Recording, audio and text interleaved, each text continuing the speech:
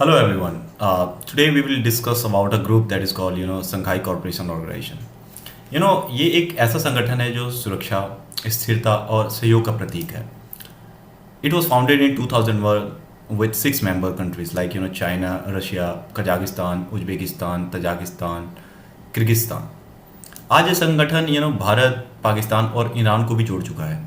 Its vision is simple: fight terrorism, ensure peace, boost economic growth. आर्थिक दृष्टि से SCO represent nearly half of the world's population around 3.8 billion people and a massive share of GDP around 7.5 trillion. It works on energy, transportation, cooperation and cultural exchange. India की बात की जाए तो SCO is more than a diplomacy. It will help us in unlock energy routes, expand trading partners, and ensuring a strong voice in regional decision making. In a world where we are facing terrorism, cyber threats, climate change, economic instability, सहयोग कोई विकल्प नहीं है, यह एक हमारी आवश्यकता है. So SEO in a nutshell is stand for dialogue over division, trust over suspicion, and partnership over rivalry. So we have to remember that unity is a strength, and in strength lies our future. So we'll discuss about the SEO in brief after this short video.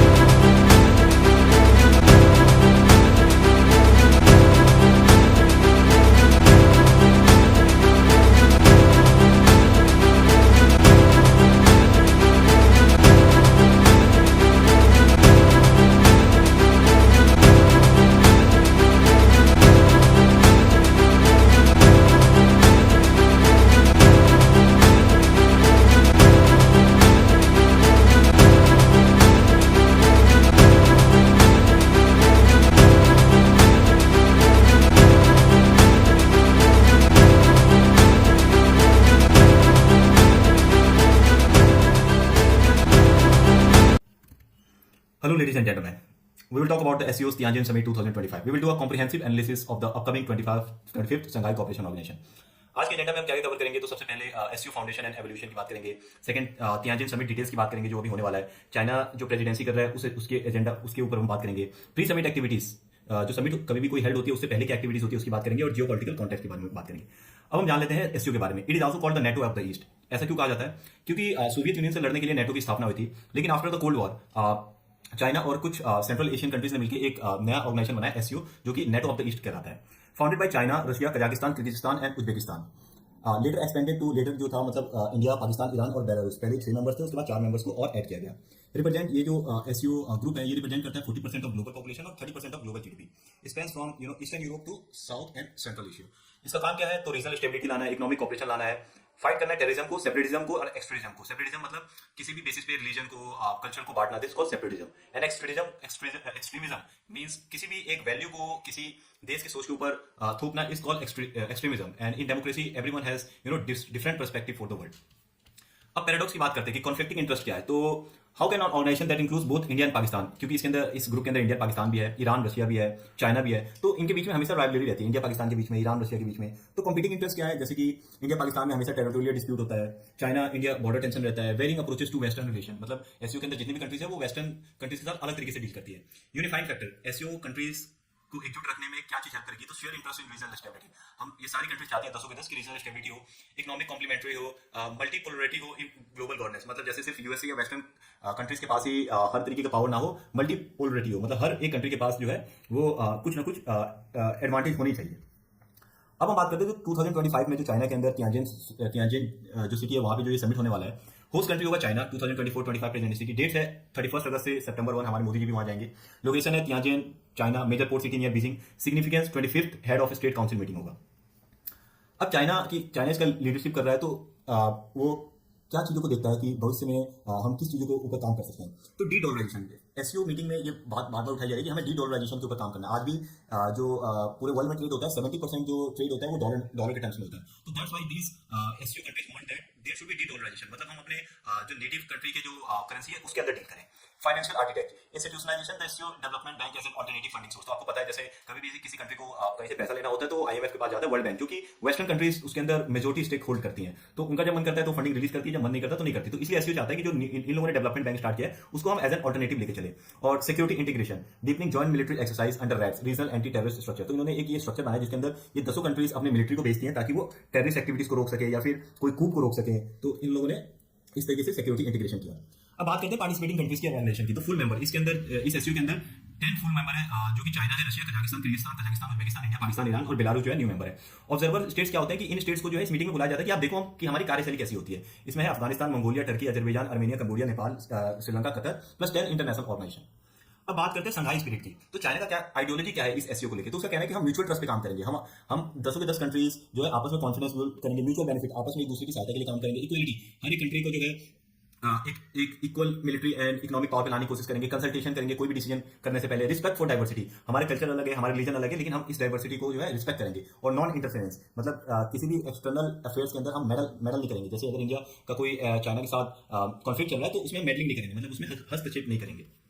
अब pre summit ministerial meeting, अब आपको लगता होगा कि SCO summit जो हो रहा है वो एकदम से हो जाता है कि सारे 10 कंट्रीज के प्राइम मिनिस्टर आके जो है वो बैठ के बातें करते हैं, ऐसा नहीं होता। उससे पहले जितनी भी चीजें होती हैं वो 1-2 महीने पहले स्टार्ट हो जाती है। जैसे कि डिफेंस मिनिस्टर मीटिंग जून 2025, तो काउंटर टेररिज्म के ऊपर भी एससीओ में बात होने वाली है, तो इसीलिए उससे पहले ही हमने ये सारी चीजों को जॉइंट स्टेटमेंट बना लिया कि हमें क्या क्या चीजों को जो है प्रेजेंट करना है in front of SCO summit. Head of state preparatory meeting, तो हर जितने भी 10 कंट्रीज हैं उनके कुछ हेड ऑफ स्टेट आते हैं जो कि एक तरीके से पेपर तैयार करते हैं कि हमें किस किस चीजों को जो है डिक्लेरेशन को जो है हमें प्रेजेंट करना है, जिसके ऊपर हमारे प्राइम मिनिस्टर या प्रेसिडेंट जो है वो बात करेंगे। तो ये प्री समिट मीटिंग जो होती है वो सेट होती है।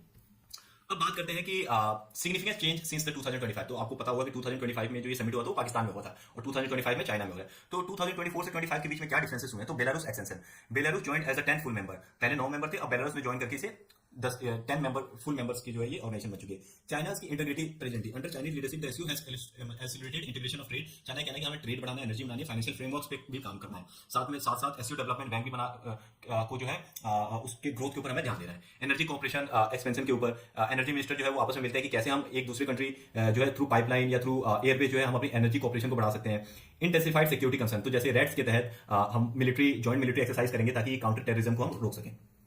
अब 2025 में पाकिस्तान में समिट हुआ था, तो समिट में क्या क्या हुआ था, तो अचीवमेंट देखा जाए तो Pakistan successfully position itself as a bridge between south and central Asia, advance connectivity initiative for landlock central states. ज्यादा कुछ नहीं हुआ था और चैलेंजेस पाकिस्तान को उस टाइम क्या देखना पड़ा था, क्योंकि इंडिया के प्राइम मिनिस्टर नहीं गए थे, उन्होंने सबसे लो लेवल की डेलीगेशन को दिया था।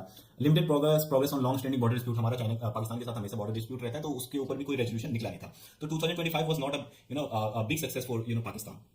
अब रैट्स क्या है, रैट्स ये counter terrorism joint operation in लोगों ने बनाया है एससीओ के तहत। इसमें हम क्या करेंगे कि जो भी एंटी टेररिस्ट एक्टिविटीज है उनको रोकेंगे। हेडक्वार्टर है ये ताशकेंट उज्बेकिस्तान में। इसका काम है joint military exercise and intelligence sharing करना, यूनिफाइड डेटाबेस रखना हर टेररिस्ट ऑर्गेनाइजेशन का, तो और expanded mandate to include cyber security, तो जितने भी साइबर सिक्योरिटी थ्रेट्स होते हैं कंट्रीज के ऊपर उस पर रोक लगाना। अब हम इकोनॉमिक विजन की बात कर लेते हैं कि एससीओ में जो 10 मेंबर्स हैं क्या है। तो अगर हम देखें तो टोटल कंबाइंड जीडीपी है 7.5 ट्रिलियन, पॉपुलेशन है 3.2 बिलियन, एनर्जी रिसोर्सेज मतलब share of global oil and gas reserve with in SCO 60% है, और ये 10 कंट्री आपस में ट्रेड करती है $400 बिलियन का। SCO development capitalisation of 50 billion for infrastructure financing. तो एससीओ डेवलपमेंट बैंक जो एससीओ के तहत बना है, इसने 50 बिलियन का जो है प्रॉमिस किया है कि हम इंफ्रास्ट्रक्चर फाइनेंसिंग के लिए जो है लोन देंगे आप अपने 10 मेंबर कंट्रीज को। अब हम जियोपॉलिटिकल एनालिसिस की देख लेते हैं कि ये एससीओ को तो हम नेटो ऑफ द ईस्ट बोलते हैं, लेकिन नेटो से या फिर G7 कंट्री से G20 कंट्रीज से जो है कैसे अलग है। तो वेस्टर्न पर्सपेक्टिव से अगर देखा जाए तो SCO represent concerning alternative power centre challenging democratic norms and western led institution. तो वेस्टर्न लेड इंस्टीट्यूशन बहुत सारे हैं, G7 G20 ये सारे जो है बहुत रिच कंट्रीज है, तो इनसे हमें अपने अपने सोच को, अपनी इकोनॉमिक एक्टिविटीज को बढ़ाने के लिए एक अलग से अलायंस बनाना था, इसलिए एससीओ को बनाया गया। मेंबर स्टेट पर्सपेक्टिव की बात करें तो ये जितने भी कंट्रीज है ये सारी डेवलपिंग कंट्रीज है, और जब भी डेवलपिंग कंट्रीज बढ़ना चाहती हैं तो डेवलप कंट्री उन्हें रोकना चाहते हैं। तो that's why it's very important that we should have a different perspective, different collective group. अब हम बात करते हैं कि जो ये 2025 में समिट होने वाले हैं, इसके क्या फायदे हो सकते हैं या फिर क्या नुकसान हो सकते हैं। तो सक्सेस क्या हो सकता है कि कंक्रीट फाइनेंशियल इंस्टीट्यूशनल एस्टेब्लिशमेंट, क्या पता हम कोई दूसरे जैसे कि डेवलपमेंट बैंक है वैसे ही कोई दूसरा इंस्टीट्यूशन भी ओपन करें। रिजोल्यूशन ऑफ एटलीस्ट वन और मेजर बायलैटरल, जितने भी बायलैटरल डिस्प्यूट्स हैं, जैसे कि इंडिया पाकिस्तान बॉर्डर डिस्प्यूट है, इंडिया चाइना बॉर्डर डिस्प्यूट है, उसके ऊपर बात करेंगे। अफगानिस्तान को स्टेबलाइज करने के बारे में बात करेंगे। वार्निंग साइन क्या है कि क्या पता कंट्री जो है अपने सबसे लोअर लेवल डेलीगेशन को, जैसे 2024 में पाकिस्तान में इंडिया के प्राइम मिनिस्टर नहीं गए, क्या पता free to agree on substantial joint declaration. हर एक जब भी कोई समिट जो है वो एंड अप होता है तो उसके बाद एक जॉइंट डिक्लेरेशन निकलता है जिसपे सारे मेंबर कंट्रीज साइन करते हैं कि हाँ ये बात जो है वो सही है। तो क्या पता जॉइंट डिक्लेरेशन पे कोई सिग्नेचर ना करे। तो बेसिकली अगर हम देखें 2025 तियानजन समिट को, तो ये चीज शो करेगा कि जो ये डेवलपिंग कंट्रीज है आपस में कॉपरेशन कर रही है कि नहीं, आपस में रीजनल स्टेबिलिटी लाने की कोशिश कर रही है कि नहीं, डिस्प्यूट सेटलमेंट कर रही है कि नहीं, और अगर आपको ग्रेट पावर बनना है तो you will have to coordinate with each and other. So this was an comprehensive analysis of SCO. Thank you very much ladies and gentleman.